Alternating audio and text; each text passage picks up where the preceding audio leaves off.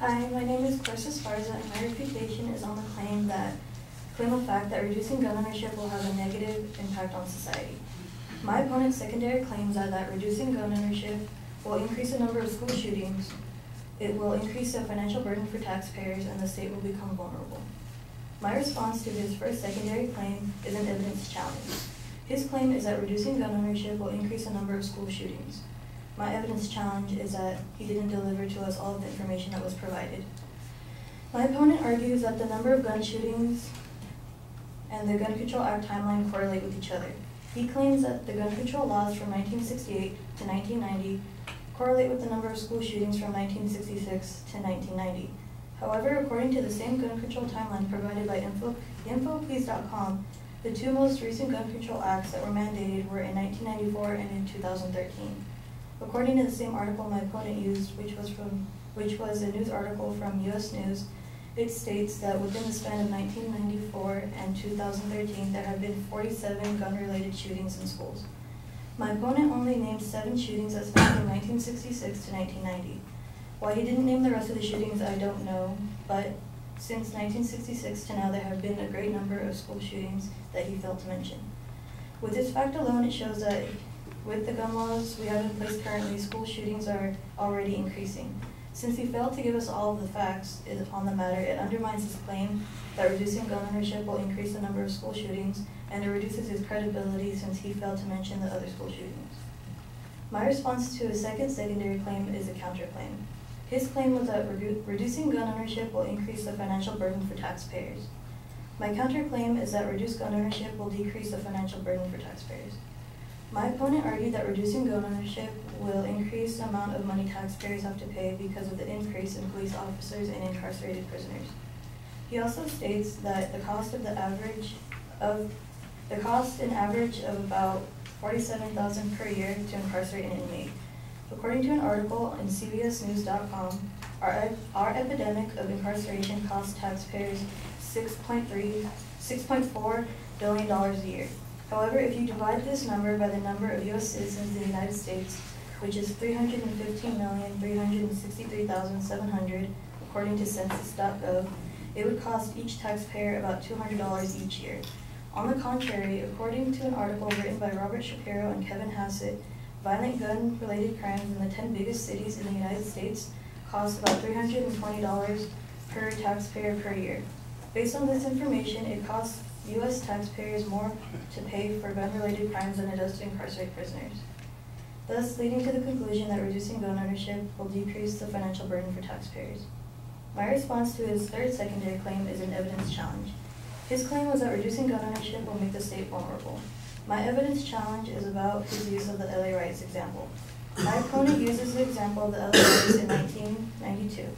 He states that the Korean shop owners had a large clip assault rifles that they used to defend themselves from the rioters that would have stolen their goods and burned their shops to the ground.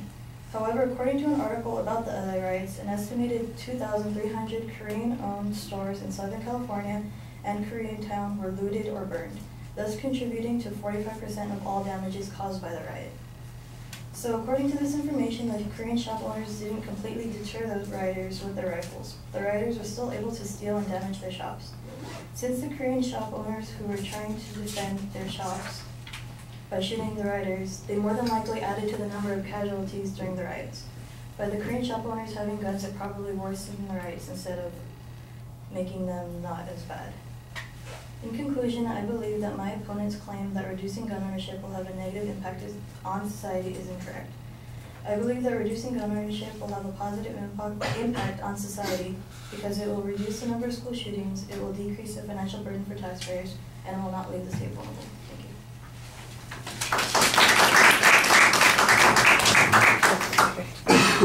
you.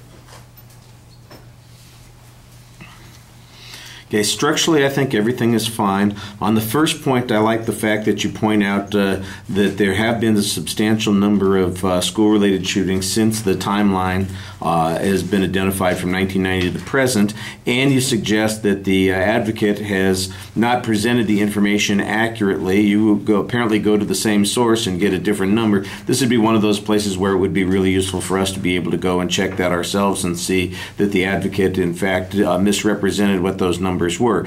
You give a good explanation about why that might be problematic, because it means that we can't make the inference that gun control has little effect on school shootings. I'm not sure that you want to make the inference that that gun restrictions have in fact reduced school shootings, because that time period that you're talking about I think also represents some problems for you, the 1990s to present time, for instance, especially since that's when we had some gun controls that were put into a place that later went out of effect. I think that might affect the conclusion that you're making there. So, but I did like the general challenge that you have. On the second point, you've got an interesting comparison that's going on here, but it's not clear to me why it is that gun issues are responsible, or that gun control would be responsible for the gun-related crime. I don't think there's a dispute that gun-related crime costs X per person each year. I think you do okay on that,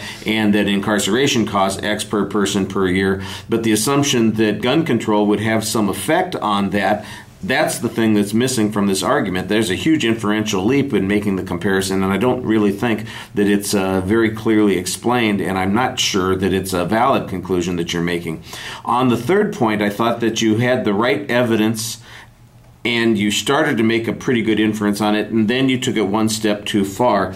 The idea is that the advocate says that guns are the things that kept the Korean merchants from losing their businesses, and you basically argue, well, I don't know what they're talking about, because 45% of the damage was to these kinds of businesses, and 2,300 Korean store owners lost goods or suffered severe damage. So the argument here is that these things occurred regardless of whether there was gun ownership or not, or whether the guns were being shown.